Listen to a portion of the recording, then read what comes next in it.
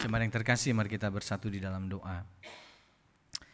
Allah Roh Kudus, terangi hati dan pikiran kami, sehingga ketika kami membaca dan merenungkan kebenaran firman-Mu, kami sungguh bisa mengerti dan terlebih kami bisa menghayati dan melakukannya dalam hidup kami. Tolong kami yang terbatas, supaya kami sanggup mengerti apa kehendak-Mu dan kami berjuang melakukannya. Urapi hamba-Mu yang banyak kekurangan, Engkau pakai semua yang sudah dipersiapkan untuk bisa disampaikan kepada umat-Mu, sehingga kami semua bersama-sama menghidupi firman-Mu. Di dalam nama Tuhan Yesus Kristus kami berdoa dan bersyukur. Amin. Shalom Bapak Ibu Saudara-saudara. Kita bersyukur hari ini kita bersama-sama bisa belajar satu kebenaran firman Tuhan dengan tema berdoa dalam roh, berdoa dalam roh. Mari kita membuka ayat Alkitab Saudara dari Roma 8 ayat 15 hingga ayatnya yang ke-17. Roma pasal yang ke-8 ayat yang ke-15 hingga ayat yang ke-17.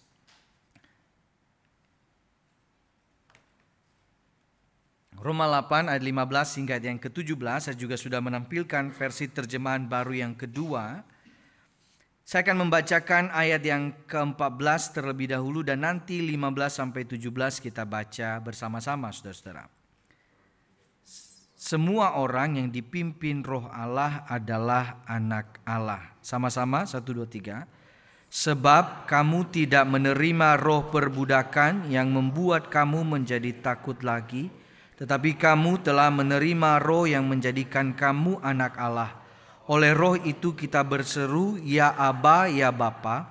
Roh itu sendiri bersaksi bersama roh kita bahwa kita adalah anak-anak Allah. Jika kita adalah anak, kita juga adalah ahli waris. Maksudnya orang-orang yang berhak menerima janji-janji Allah yang akan menerimanya bersama Kristus, yaitu jika kita menderita bersama Dia, supaya kita juga dipermuliakan bersama Dia. Bapak Ibu Saudara-saudari, saya ingin adakan survei tentang bagaimana pemahaman kita tentang doa dan kehidupan beriman, dalam kehidupan kita beriman, ya. Hanya ada satu pertanyaan saja. Mari kita jawab sesuai dengan pemahaman yang kita yakini selama ini. Seberapa penting doa dalam kehidupan orang Kristen? Di antara skala 1 sampai 5, kira-kira Bapak Ibu akan menjawab nomor berapa? 1 itu sangat tidak penting. Yang kedua kurang penting. Yang ketiga cukup penting. Yang keempat penting dan yang kelima sangat penting. Apa jawaban yang benar menurut iman Kristen, saudara? Apa? 5. Setuju ya semuanya ya? Bapak Ibu luar biasa ya, semua mengerti hal ini. Pertanyaan selanjutnya, personal. Seberapa puas Anda dengan kehidupan doamu saat ini? Jika skala 1 itu sangat tidak puas, skala yang paling tinggi sangat puas, dan tengah-tengah ya biasa-biasa aja, doa sesempatnya, doa seingatnya. Yang sangat tidak puas itu bahkan mungkin kita tidak berdoa atau jarang berdoa. Ini gak usah dijawab angkat tangan, silahkan jawab dalam hati. Tapi kalau boleh kita jujur, seberapa puas kita berdoa kepada Tuhan, saudara-saudara. Waktu kita renungkan bagaimana kehidupan doa kita selama ini. Tadi kita mengerti doa itu penting, sangat penting. Angka tertinggi kita berikan untuk doa. Tapi bicara tentang kehidupan doa, kadang di situ kita akan sadar bahwa ya saya sering abaikan yang namanya doa. Tapi kita tidak sendiri, saudara. Survei pernah dilakukan tahun 2019. Ditanya kepada orang-orang Kristen beberapa sampelnya, saudara. Lalu ditanyakan begini, bagaimana kehidupan doamu, kepuasan kamu terhadap doa. Skala yang paling tinggi ya, itu yang paling atas itu 10 sangat memuaskan, yang paling bawah sangat tidak memuaskan, saya bahkan mungkin tidak berdoa. Dan saudara tahu faktanya adalah lebih banyak orang, ya, presentasi yang jauh lebih besar menunjukkan bahwa banyak orang kurang puas dengan kehidupan doanya. Ya, paling bawah itu makin banyak saudara jumlahnya. Banyak orang yang tidak puas bahkan tidak suka berdoa. Orang Kristen. Lalu data yang kedua, ditanya di survei kepada 4 generasi. Gen Z, Gen Y, Gen X sama baby boomers, ya. Gen Z ya orang anak remaja, Gen Y 30 sampai 39, Gen X ini 40 sampai 59, baby boomers 60 ke atas. Nah, baiknya hampir 50% dari generasi baby boomers yang sudah lebih senior lebih banyak waktu untuk berdoa ya dalam kehidupan mereka, ya. Jadi ditanya 10 menit, ada gak kamu meluangkan 10 menit dalam 24 jam terakhir untuk berdoa? Rata-rata hampir 50%, ya, orang baby boomers itu banyak waktu berdoa, ya. Ada yang bilang mungkin karena sudah tidak banyak kerjaan begitu, tidak terlalu sibuk, jadi banyak waktu berdoa, ya.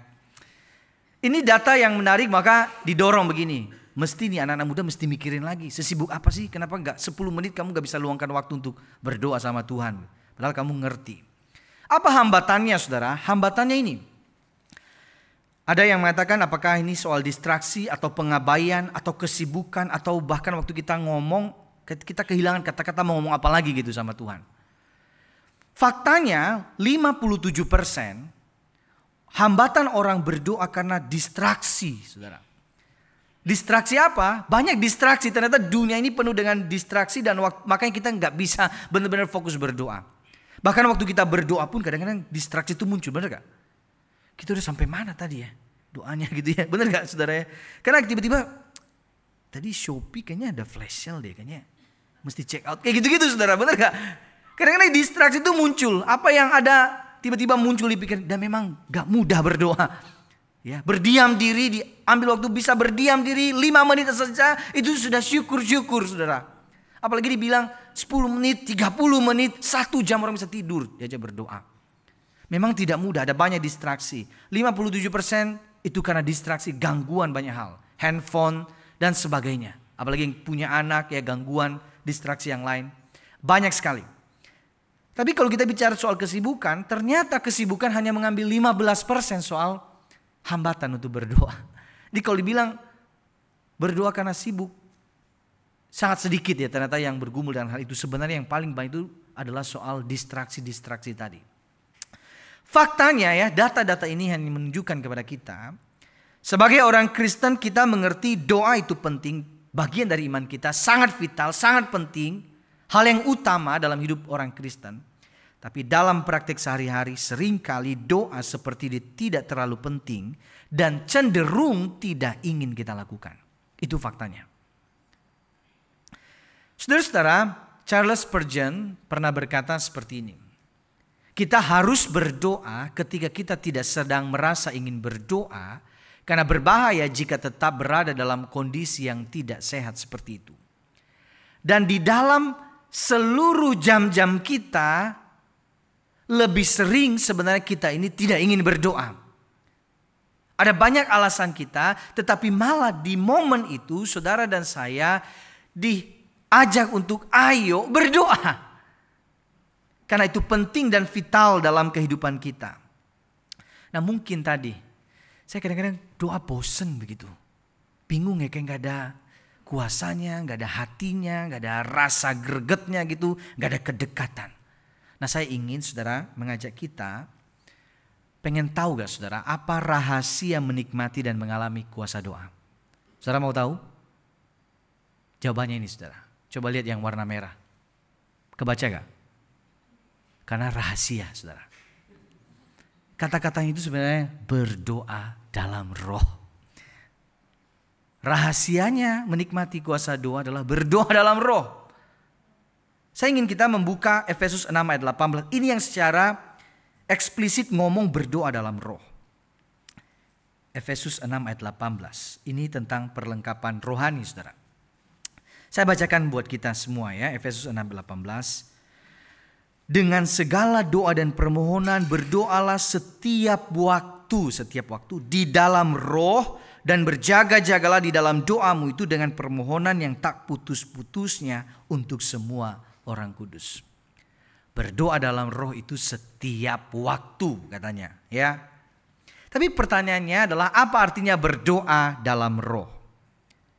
Berdoa dalam roh itu apa artinya, saudara? Nah, yang pertama harus kita pahami begini.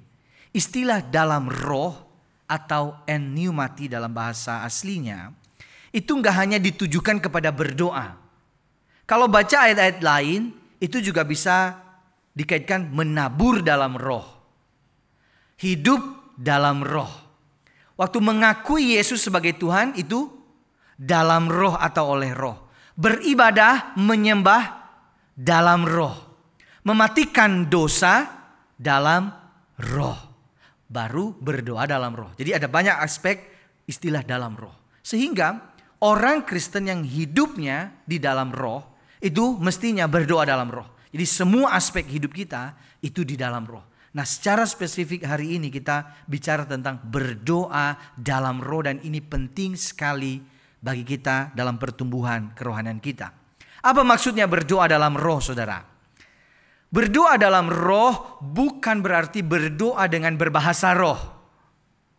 Ingat ini. Tetapi doa yang digerakkan, dibimbing dan dituntun oleh Roh Kudus dengan motif yang benar yang tidak bertabrakan dengan keinginan roh. Berdoa dalam roh bukan berbahasa roh. Banyak yang mengartikan berdoa dalam roh, kamu mesti berbahasa roh. Tidak tepat karena tadi kita baca Efesus 6 ayat 18 dikatakan berdoa dalam roh setiap waktu. Setiap saat berarti berdoa dalam roh. Dalam apa saja, dalam waktu kapan saja berdoa dalam roh. Bukan bahasa roh. Lalu kemudian berdoa dalam roh itu dituntun, dibimbing oleh Roh Kudus. Motifnya benar yaitu keinginan roh. Apa yang bertentangan dengan keinginan roh? Keinginan daging. Jadi waktu kita berdoa kita meminta apa yang memang Allah inginkan, apa yang Allah kehendaki. Maka saudara waktu kita misalnya berdoa begini. Saya tidak suka sama seseorang dan saya berdoa, Tuhan saya mohon celakakan dia. Nanti dia ada perjalanan di jalan kalau boleh ada yang nabrak orang ini. Itu berdoa dalam roh? Sama sekali bukan, itu keinginan daging kita ya. Kita pengen Tuhan membalaskan dendam kebencian kita. Nah, itu bukan dalam roh. Berdoa dalam roh adalah berdoa sesuai dengan keinginan roh. Tuhan tolong aku supaya jadi semakin serupa denganmu. Supaya aku makin sabar. Nah, banyak orang kan tidak mau berdoa tentang kesabaran. Kenapa? Nanti takut habis ini langsung diuji. Tapi berdoa kesabaran adalah berdoa dalam roh saudara-saudara ya. Karena itu adalah doa yang memang itu buah roh ya. Kita mau Tuhan terus memberikan kesabaran kepada kita. Dan itulah berdoa dalam roh, ini definisinya. Tetapi ada hal yang harus kita ketahui. Baca sama-sama bagian ini. 1, 2, 3. Tidak semua orang dapat berdoa dalam roh. Hanya orang-orang khusus yang dapat melakukannya. Nah, siapa kira-kira orang-orang khusus ini? Siapa saudara? Tidak semua orang bisa berdoa dalam roh. Hanya orang-orang khusus. Siapa? Hanya anak-anak Allah yang dapat berdoa dalam roh. Tidak semua orang, hanya anak-anak Allah yang dapat berdoa dalam roh. Roma 8 ayat 15 berkata, sebab kamu tidak menerima roh perbudakan yang membuat kamu menjadi takut lagi, tetapi kamu telah menerima roh yang menjadikan kamu anak Allah. Karena saudara dan saya percaya kepada Yesus Kristus, Roh Kudus ada dalam diri kita dan roh itu menjadikan kita diadopsi menjadi anak-anak Allah. Sehingga kita yang menjadi anak-anak Allah bisa datang kepada Allah, berdoa kepada Dia. Hanya anak-anak Allah. Kalau kita bukan anak-anak Allah, kita belum percaya kepada Allah, belum percaya kepada Yesus, tidak ada Roh Kudus dalam diri kita, mustahil kita bisa berdoa dalam roh. Maka pastikan kita sendiri percaya kepada Allah, sungguh-sungguh percaya kepada Yesus, dan di dalam diri kita sungguh-sungguh kita yakini bahwa hidup kita dipimpin oleh Roh Kudus. Maka kira-kira kesimpulan khotbah ini saya taruh di tengah, saudara. Ini kesimpulannya, kita dapat berdoa dalam roh ketika kita datang kepada Allah dengan mengingat status kita sebagai anak-anak Allah. Ini penting sekali dalam kehidupan berdoa. Mungkin saja kita ini sering tidak menikmati doa karena lupa status ini. Ada banyak status diletakkan kepada kita saat ini oleh dunia, oleh pekerjaan, oleh jabatan kita. Tapi waktu datang menghampiri, ngobrol sama Tuhan, lepaskan semua status itu, kenakan status sebagai anak-anak Allah. Lepaskan statusmu sebagai bos di perusahaanmu, lepaskan statusmu sebagai orang yang kaya, sebagai orang yang punya banyak gelar, sebagai orang yang punya jabatan, atau sebagai orang yang miskin. Lepaskan itu dan datang sebagai anak Allah. Waktu saya datang kepada Tuhan, saya mesti melepaskan jabatan saya sebagai pendeta. Terlalu arogan saya datang kepada Tuhan dan saya mengenakan status sebagai pendeta itu untuk datang menghampiri Allah yang Maha Kudus. Terlalu banyak gapnya jadinya. Saya mesti mengenakan saya ini anak Allah, makanya saya berani datang kepada Allah. Status itu tidak boleh saya lupakan. Kenapa ini penting?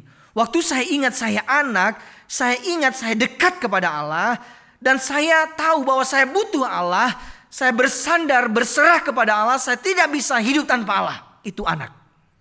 Makanya saya butuh Allah. Ini penting sekali saudara. Coba kita pikirkan dalam kehidupan kita berdoa. Apakah jadi formalitas? Kita mengenakan status-status lain. Waktu datang sama Tuhan terlalu formal. Lupa bahwa kita ini anaknya, datang kepada dia sebagai seorang anak. Mengapa ini penting? Karena ini.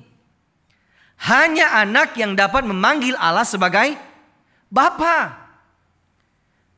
Di ayat 15 tadi dikatakan, tetapi kamu telah menerima Roh yang menjadikan kamu anak Allah. Oleh Roh itu kita berseru, ya Aba, ya Bapa.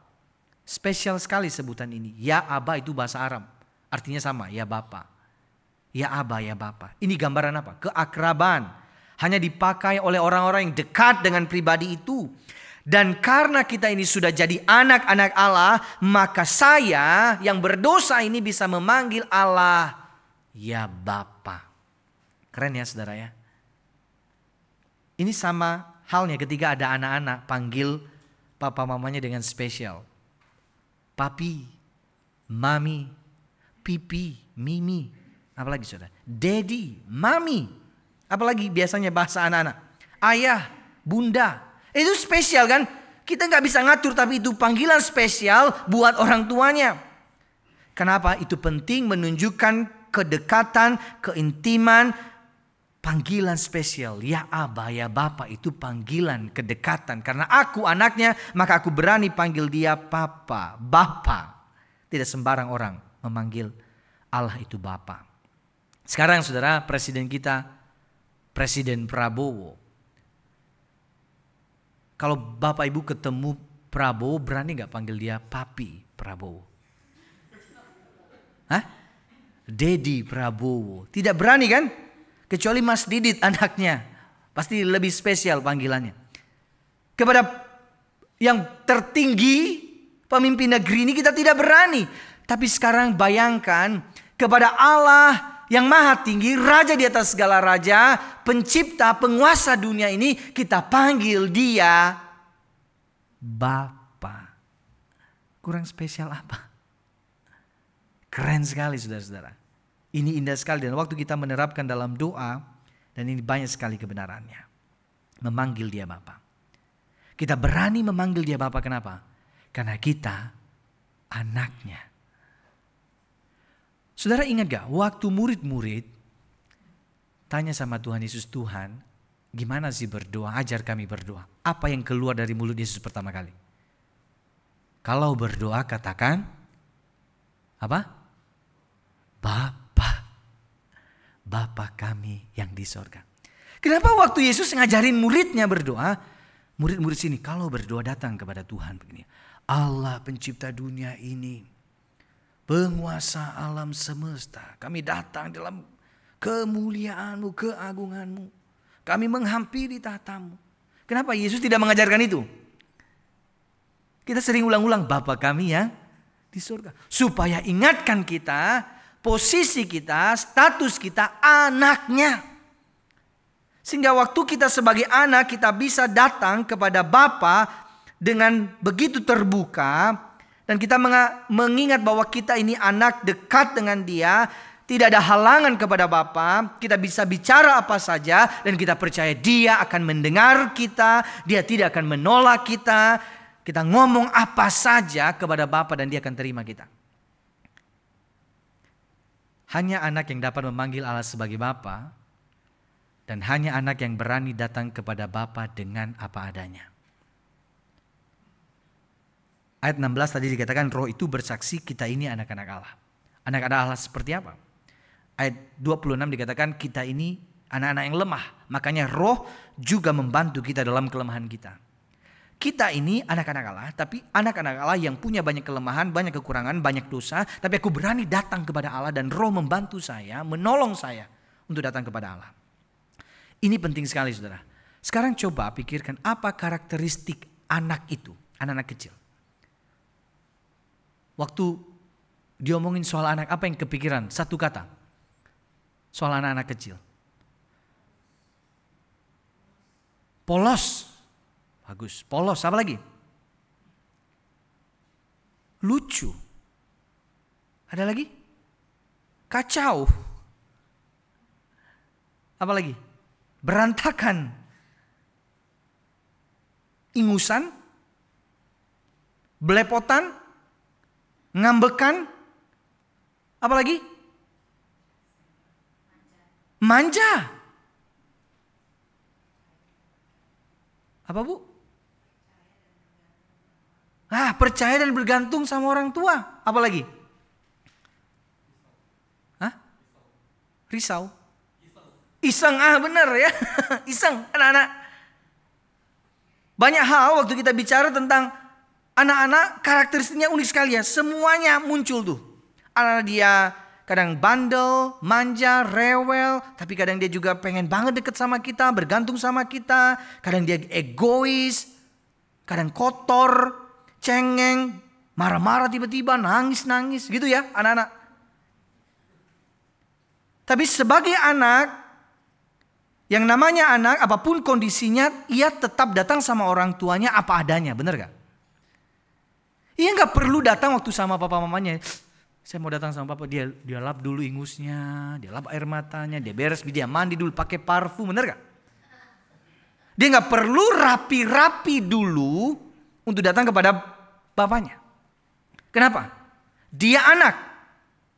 Sudah beberapa hari yang lalu saya tugas biasanya mandiin Dianli pagi-pagi. Kemudian gak sengaja kakinya itu kena ember, terus dia nangis. Sudah. Gak mau dipakein anduk, gak mau dipakein baju. Saya bilang pakai baju, gak mau. Dia cuma pengen peluk saya dalam keadaan telanjang, nangis begitu. Siapa yang berani melakukannya, memeluk? Seperti itu, hanya anak saudara. Datang apa adanya. Kepada Bapa apa adanya. Dan sama halnya ketika kita datang kepada Allah, saudara tidak perlu datang kepada Allah, perlu beres-beres dulu, tampil baik, tampil rapi, baru nanti datang kepada Bapa. Tidak perlu. Kenapa? Anda perlu datang kepada Bapa apa adanya, dan Bapa menerima Anda karena engkau anaknya saudara. Itu momen dan pikiran penting dalam diri kita. Jangan tunggu beres dulu baru datang berdoa kepada Tuhan. Tidak akan pernah beres. Maka kalau poin ini kita tangkap, aku anak, aku berani datang kepada Bapa apa adanya. Dan saya tahu bahwa aku datang kepada Bapa, dia tidak akan tolak saya, dia terima saya karena aku anaknya. Datang apa adanya, dengan segala kebobrokan, kekonyolan, kemarahan, kekhawatiran, kecemasan, kelelahan, kebahagiaan Anda, datang apa adanya karena Bapa akan selalu menerima kita. Kadang-kadang kita nggak mau datang berdoa sama Tuhan karena kita rada takut ya, malu sama diri sendiri. Aduh Tuhan, aku kayaknya udah jauh dari Tuhan. Tapi malah kita lupa sebagai anak itu datang apa adanya, dan dia tidak akan menolak kita. Datang apa adanya dengan segala kelemahan Anda saudara. Tuhan, saya capek dengan sakit penyakit yang saya alami. Saya capek jadi orang tua. Saya capek usia menjadi tua itu gak mudah Tuhan. Saya capek banget dengan kerjaan ini. Kalau boleh saya gak usah kerja. Saya capek melayani di gereja. Saya capek menghadapi konflik di tengah-tengah keluarga, di kantor, di gereja. Saya takut hadapi hari esok. Saya khawatir dengan masa depan saya. Saya malas berdoa Tuhan. Saya malas kerja. Saya jenuh merenungkan firman. Saya takut kalau ngomongin Injil sama keluarga saya yang belum percaya. Saya jatuh bangun terus dalam dosa. Saya lemah. Saya tidak sanggup dengan semua tekanan hidup ini. Itu namanya apa adanya saudara. Pernahkah kita datang sama Tuhan dengan apa adanya seperti itu? hanya anak yang bisa datang dengan apa adanya. Sungguhan. Kalau bukan anak tidak bisa. Dan istimewanya saya dan saudara adalah anak-anak Allah. Maka saudara dan saya bisa datang apa adanya, mencurahkan isi hati kepada Bapa. Yang ketiga saudara, hanya anak yang percaya akan menerima janji-janji Allah. Ayat 17 dikatakan, jika kita adalah anak, kita juga adalah ahli waris. Maksudnya orang-orang berhak menerima janji-janji Allah. Roh Kudus tadi membuat kita diadopsi jadi anak. Kalau anak itu ahli waris, dan kalau ahli waris berhak menerima janji Allah bersama Kristus. Artinya setiap kita berdoa, ingat janji Tuhan. Di dalam segala situasimu, ingat dan pegang janji Tuhan. Dan kau yakini dia akan menggenapi janjinya karena ia Bapamu. Dan kita bisa percaya kepada janji Bapa, saudara. Tapi yang perlu kita ingat, janji-janji Allah adalah yang berisi di dalam firman Allah. Bukan janji yang kita bikin-bikin sendiri. Ya, janji yang kita, Tuhan kalau aku makin dekat aku makin kaya raya, aku sehat terus, gak pernah sakit. Bukan itu janjinya. Maka pelajari firman, saudara. Berdoa dalam roh tidak bisa lepas dari belajar firman Tuhan. Mengingat janji Allah, mengingat firman Tuhan. Maka berdoa di dalam roh, Allah berdoa yang membuat kita terus ingat kepada firman. Saudara-saudara, kalau kita berdoa, mungkin kadang membosankan karena seringkali kata-katanya keluar dari diri kita sendiri. Tapi sekarang cobalah berdoa dengan dilandaskan oleh firman. Ingat firman, ingat janji Allah ketika saudara berdoa. Misalnya begini, kita sering khawatir misalnya. Ketika kita khawatir, kita begitu gelisah, kita datang sama Tuhan. Tuhan, aku begitu khawatir akan hari depanku, masa depanku. Entah kenapa perasaan ini terus muncul dalam diriku. Aku takut dengan masa depan keluargaku, masa depan anak-anakku. Tapi Tuhan, aku percaya pada janjimu. Ketika setiap orang menyerahkan segala kekhawatirannya kepadamu, Engkau akan pelihara. Ingatkan diri kita bahwa Tuhan memelihara orang-orang yang menyerahkan segala kekhawatirannya kepada Tuhan. Saudara, ketika kita mungkin berpikir gini, Tuhan, bulan ini banyak sekali pengeluaran. Uangnya mepet, pas-pasan sekali. Entah masih bisa hidup gak selama sebulan ini. Saya kadang ragu Tuhan. Tapi saya percaya Tuhan pada janjimu. Saya percaya Engkau akan memenuhi segala keperluanku menurut kekayaan dan kemuliaanmu dalam Kristus Yesus. Aku meyakini itu. Saudara, itu kata-kata yang lahir dari firman. Kita memegang janji Allah, kita percaya pemeliharaan dan tuntunan Tuhan. Saudara, coba lihat Roma 8 tadi. Saudara. Ada satu janji Tuhan ya. Roma 8 di ayat 28. Coba Roma 8 ayat 28. Silakan Bapak Ibu baca. 1, 2, 3.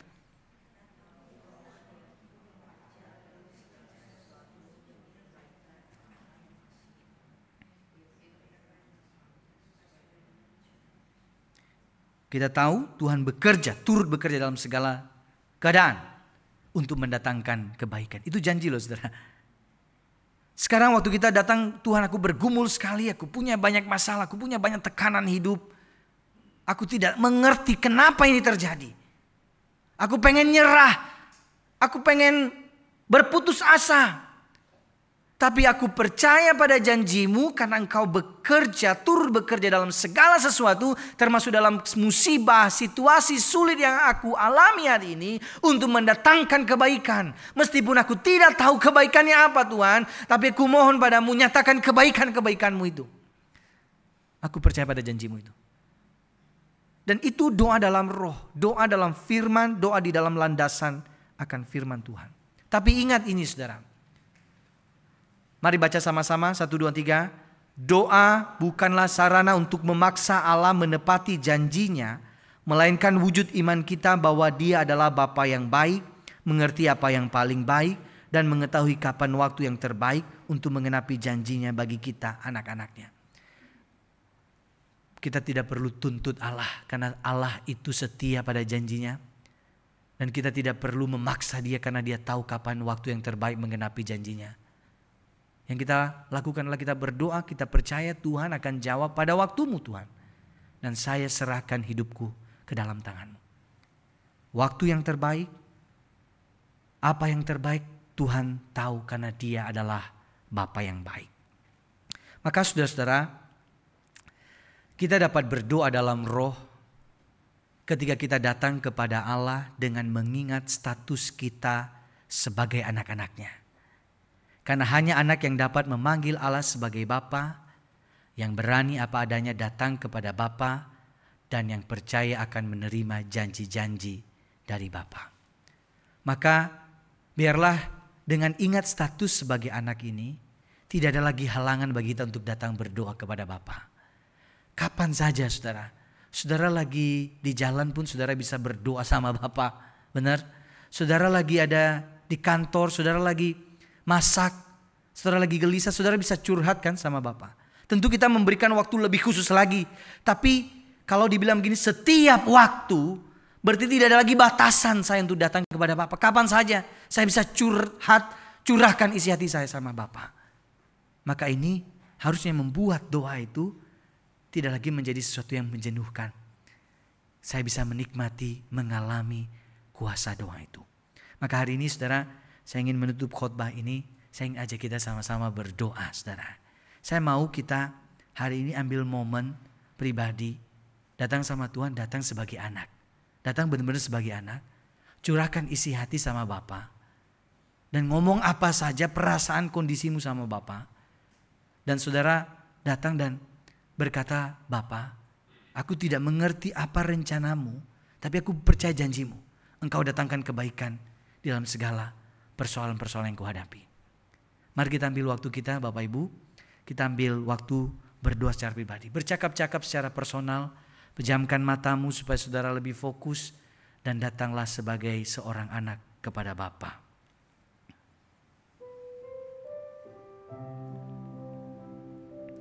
Curahkan isi hatimu kepadanya. Masalahmu, tekanan hidupmu, kekhawatiran, ketakutan, kecemasanmu. Dan percayalah pada janjinya. Ia memelihara hidupmu. Ia tidak membiarkan.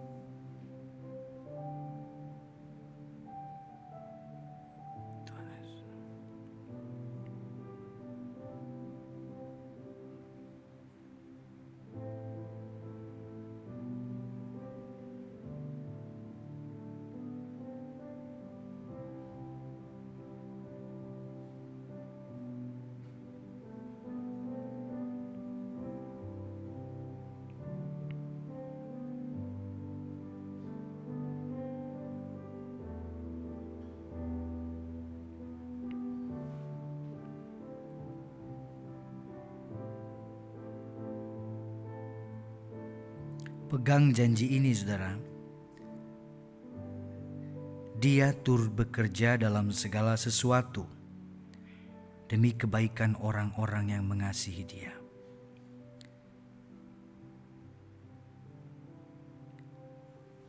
Mereka yang terpanggil sesuai dengan rencananya.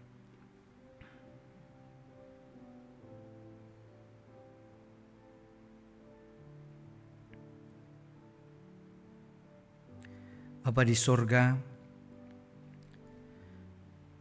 ketika kami mencoba berdiam diri, betapa susahnya. Ada banyak distraksi. Terlalu banyak yang mengalihkan kami untuk berfokus kepadamu. Tapi hari ini kami terus belajar di dalam Roh Kudus, kami mampu dikuatkan terus untuk membangun intimasi dengan Tuhan. Engkau tahu seruan setiap jemaat-Mu. Engkau tahu pergumulan, persoalan, masalah, tekanan hidup yang sedang dialami saat ini. Dan Engkau yang tolong setiap umat-Mu untuk terus membangun keintiman dengan-Mu Tuhan. Datang kepadamu di dalam segala situasi. Karena Engkau adalah Bapa kami dan kami adalah anak-anak-Mu. Tidak ada halangan bagi kami untuk datang mencurahkan seluruh isi hati kami. Biarlah sungguh-sungguh Engkau memampukan kami sungguh-sungguh bisa berdoa dalam roh. Sehingga kami mengalami pertumbuhan dalam kerohanian. Kami mencintai firman Tuhan. Sehingga kami mengingat janji-janji Tuhan. Dan biarlah Tuhan memimpin, menolong, menopang, menguatkan kami. Terima kasih Tuhan, terima kasih. Ini doa kami dalam nama Tuhan Yesus Kristus. Kami berdoa dan bersyukur. Amin.